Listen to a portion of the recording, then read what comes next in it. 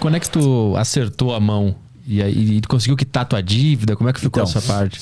Aí fiquei esse período nesse ambiente, aprendi o que era ser um profissional, aprendi o que era mercado financeiro de verdade, aprendi uma técnica operacional que não era gráfico, que era análise de fluxo, tape reading, aprendi o que era derivativos futuros, no caso o dólar, eu nunca tinha tido contato com isso até então. Todo o dinheiro que eu tinha perdido até então sempre foi ações e opções. E então, assim, eu saí de lá, não ganhei nenhum real, mas eu saí entendendo o que era ser um profissional de mercado financeiro e quais as preocupações e comportamentos um profissional de mercado financeiro deveria ter. E aí, dali em diante, eu comecei a minha reconstrução. Tá? Passado o tempo que eu saí dali, um ano e pouco depois, eu tomei a decisão que eu ia focar 100% no mercado financeiro. Por quê?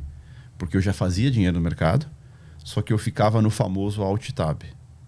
Pô, tu tava lá com a plataforma operando, no caso só dólar, com fluxo, tudo. Aí aparecia alguém do lado, chefe, ou alguém, ou o cliente. Não. Aí mudava. Tava dividindo o trabalho. Isso, exatamente. De certa forma, tava roubando meu patrão. Sim. De certa forma, esse era o sentimento. Estava roubando meu patrão. E aquilo me fazia perder dinheiro, aquilo me impedia de ganhar dinheiro. Já estava fechando o mês positivo, já estava ganhando dinheiro. Não tirava meu salário, mas já fazia dinheiro. Já sabia o que fazer, já entendia mercado, já me preocupava com as coisas certas. Aí tu focou na compra e venda de dólar. Foi nesse mercado que tu se deu bem. Exatamente. Mas sabe explicar por quê? Cara, porque primeiro de tudo, a liquidez. O mercado de dólar é muito líquido. Então isso te traz muita oportunidade. É um mercado de motivos. Ninguém compra ou vende dólar à toa. Porque amanheci e vou comprar dólar. Não. O cara tem um motivo para isso. Esse motivo pode ser interno, pode ser externo. Então os indicadores são mais claros. Exatamente. Pode saber o que fazer. O dólar é a moeda... 85% das transações comerciais do mundo são feitas em dólar. Então é a moeda do mundo.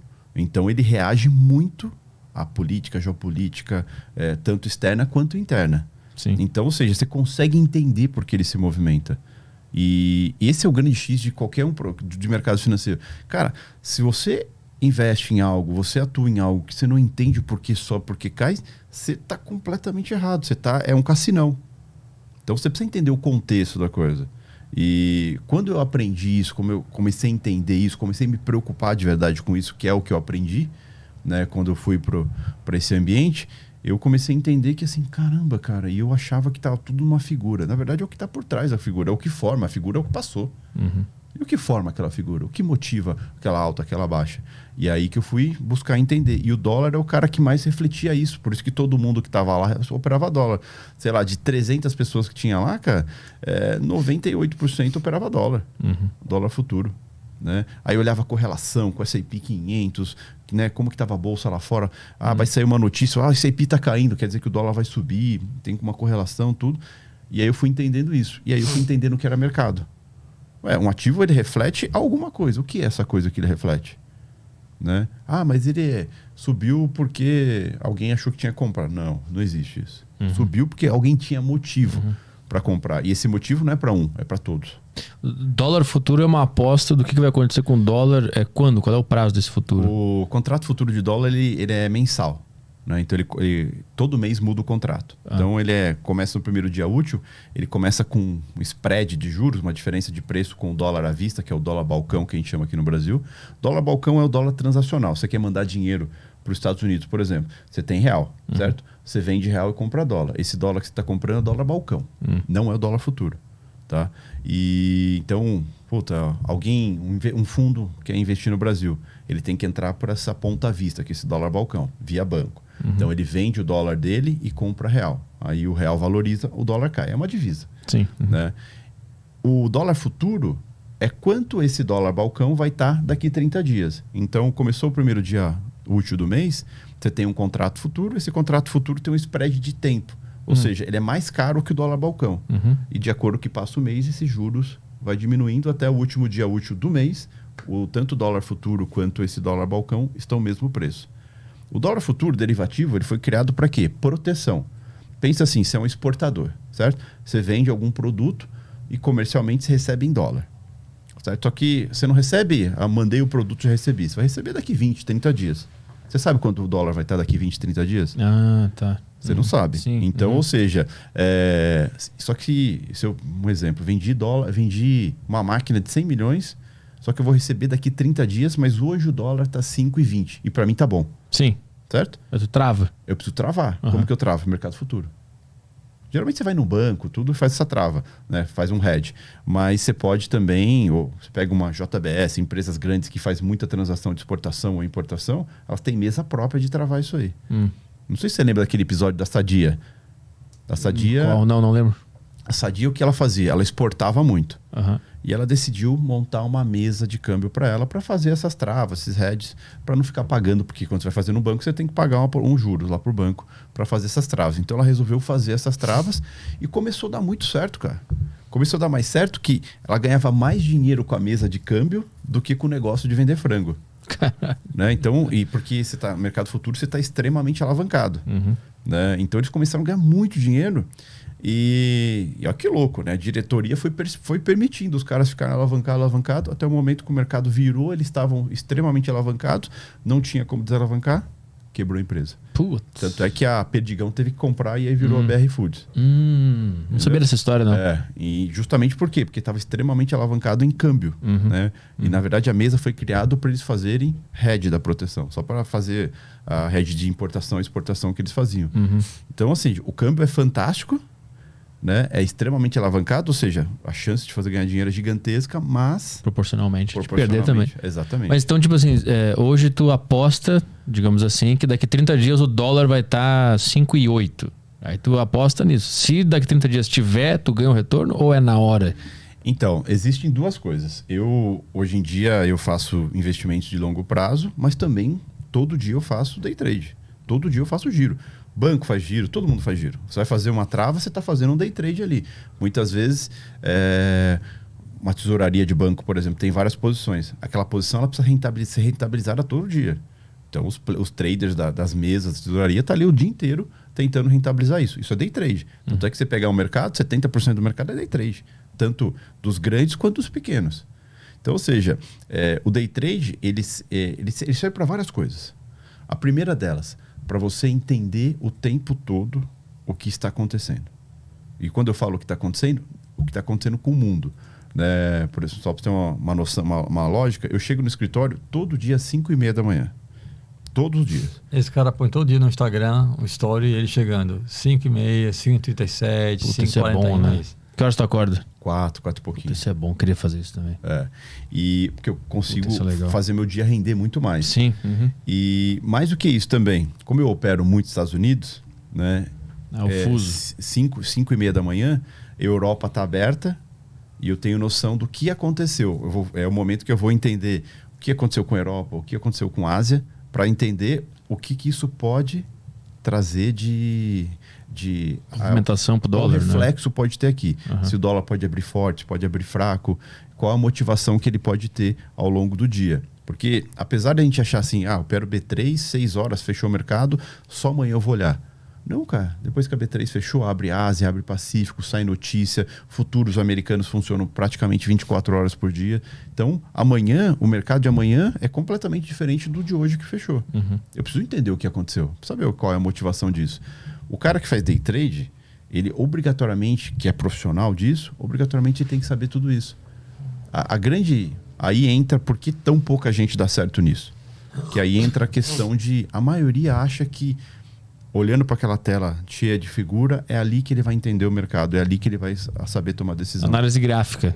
E não está ali, não está no gráfico a resposta. Exatamente. O problema não é nem o gráfico, tá? O gráfico é uma ferramenta útil para você, por exemplo, a gente foi analisar como que estava a ação ali, você pegou o gráfico rapidinho, você bate o olho, você sabe como foi e tal. Ele é feito para isso. Sim. Não para você tomar uma decisão. Né? E a galera confunde. Né? Eu tenho que tomar decisão por isso tal, e fica ali naquilo. Na verdade, o que acontece, cara?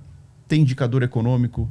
A gente está num momento, por exemplo, onde o grande drive do mundo é o seguinte. A gente tem um problema geopolítico, né, entre Rússia e Ucrânia, pós uma pandemia que chacoalhou os mercados, que fez com que todos os bancos centrais cortassem juros e injetassem dinheiro na economia, né, para não deixar as economias sucumbirem, para estimular a economia.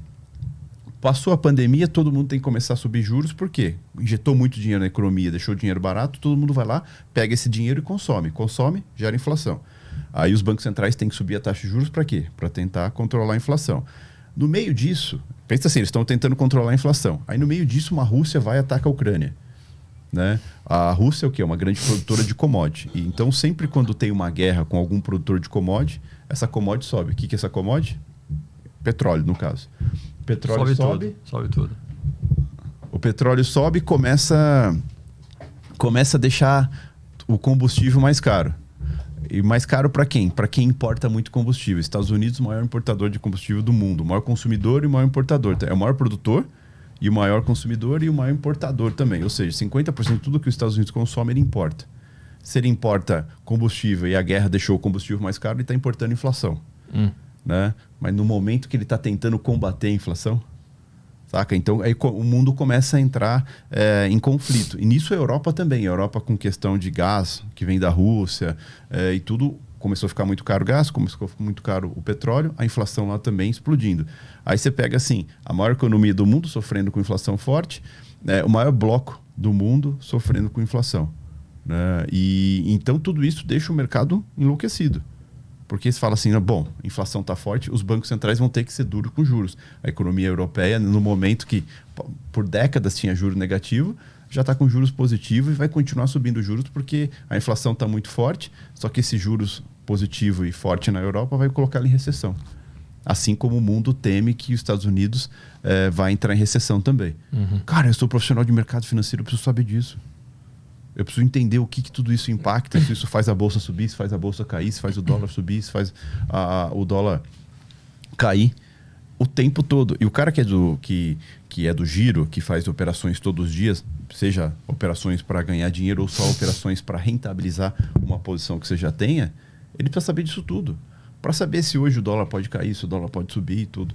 Então, eu não posso simplesmente acordar 8h30 da manhã, mercado futuro abre às 9h, sentar ali e falar, vamos ver o que acontece. Não, cara, às 9 horas eu já estou 4 horas acordado, sabendo exatamente o que pode acontecer, como que o mercado pode abrir e o que tem para sair ao longo do dia de notícia, indicador econômico, fala de presidente do Banco Central. O foco agora é política monetária. Então, se o presidente do Banco Central americano fala, que é o cara que toma a decisão de política monetária, eu tenho que saber. Se os dirigentes que compõem, junto com ele, o Banco Central ali, o FONC, vão falar, eu preciso ouvir esse cara para ver qual que é a visão que ele tem sobre a inflação dos Estados Unidos, sobre o próximo... A cada 45 dias tem uma reunião de política monetária para decidir os juros. Né? Então, nessa janela, acontece 1 milhão de coisas. Eu preciso saber. Todo dia. Então, o cara que faz day trade, né, que é um pouco banalizado até, ele precisa saber tudo isso. E detalhe, chega um certo momento que você tem um capital tão considerável que não dá mais para fazer day trade com esse capital. Que aí você vira um cara de longo prazo, um investidor. E o fato de você se tornar um investidor não mitiga o fato de você saber o que está acontecendo. E o day trade te proporciona isso. Por isso que eu gosto, mesmo tendo posições grandes de longo prazo, eu preciso saber todo dia o que está acontecendo. E o day trade me permite isso. Por isso que eu chego cedo na empresa, por isso que eu saio tarde da empresa. Porque o tempo todo eu estou analisando isso e entendendo o que está acontecendo. Até para saber assim, puta, deu uma merda, cara. Se eu não sair dessa posição que eu estou pensando para longo prazo, eu vou perder muito dinheiro. Ou do mesmo jeito que assim, cara, não tem momento mais crucial para eu aumentar essa posição porque as coisas vão melhorar cada vez mais. Que foi o que aconteceu, por exemplo, na pandemia. Onde a gente pegou a ida, pegou a volta e aproveitou muito todo esse cenário que estava acontecendo. Então, um profissional de mercado financeiro é o cara que está bitolado o tempo todo procurando saber tudo o que está acontecendo. Não só aqui, mas externo. Então, um profissional de mercado financeiro, até então eu não tinha essa noção, mas é um cara que entende de geopolítica, entende de política, entende de economia externa, economia interna.